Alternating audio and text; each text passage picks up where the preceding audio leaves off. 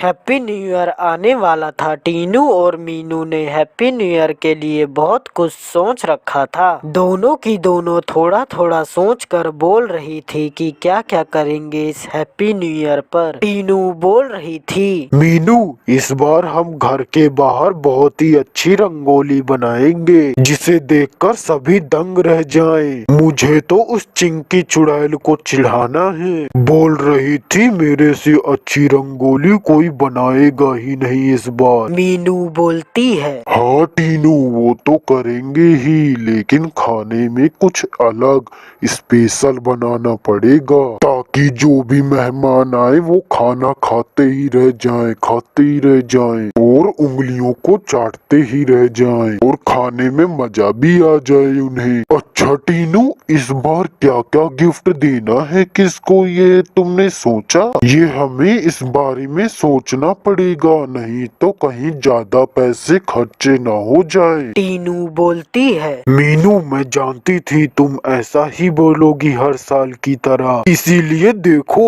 मैंने पहले ही लिस्ट बना ली है किसको क्या क्या देना है। जिन जिन ने हमें जैसा गिफ्ट दिया है हम भी वैसा ही गिफ्ट देंगे।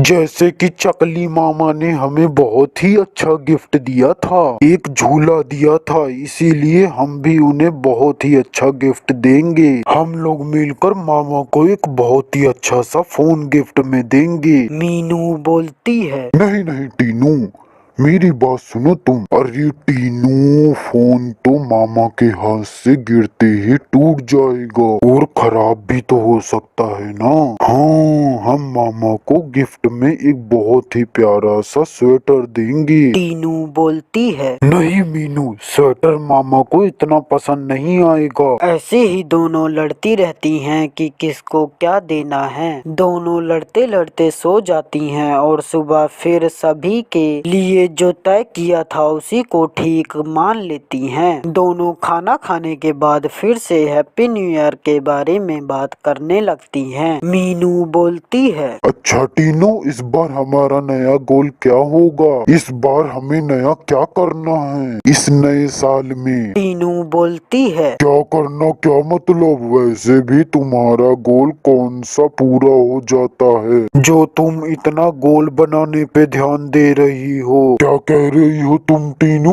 मैं तुम्हारी जैसे थोड़ी ना हूँ जो गोल को पूरा भी नहीं करती हूँ। दोनों की दोनों फिर से लड़ने लगती हैं। कुछ देर बाद दोनों की दोनों शांत हो जाती हैं और हैप्पी न्यू ईयर की सारी तैयारियां भी हो गई थी। कुछ बची कुची तैयारी करके दोनों की दोनों अगले दिन का इंतजार करने लगती हैं। अगले दिन टीनू और मीनू एक दूसरे को हैप्पी न्यू ईयर बोलती हैं और खुशी से सभी रिश्तेदारों के पास फोन करके आशीर्वाद लेती हैं और हैप्पी न्यू ईयर बोलती हैं। एक चुड़ैल गांव में जाती है और नए साल पर सभी गांव वाले गांव को सजा रखे थे। चुड़ैल अपना रूप बदलकर गांव वालों के साथ मिलकर डांस करने लग जाती है और गांव वालों ने जितना भी खाना रखा हुआ था सारा ही कुछ ही मिनट में खा लेती और गायब हो जाती है। सभी गांव वाले ये सोचते रह जाते हैं कि इतना सारा खान कौन जाकर खा गया और सारी पार्टी भंग कर गया।